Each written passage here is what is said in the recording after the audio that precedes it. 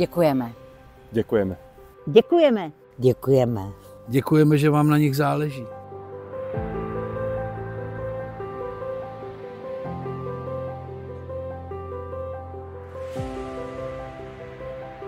Tohle je Alánek, pobíhal opuštěný u silnice. A Mia se narodila v zimě na ulici. Tady je Piggy, které zemřela panička.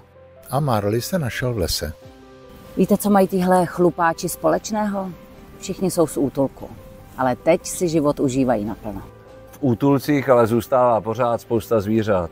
Tak jim pojďme jejich čas v těchto místech zpříjemnit. My z Happy už pořádáme 12. vánoční sbírku. Všechno, co vy přihodíte, my zdvojnásobíme. Díky tomu už jsme společně vybrali skoro 5 milionů. Tieto peniažky pomôžu útulkáčom, aby sa viac cítili ako doma, aby měli nové hračky, lepší pelíšky a granule. Teď máte šanci vylepšit jejich životy i vy. Přispívat můžete buď na e-shopu happyzo.cz anebo přímo na prodejnách.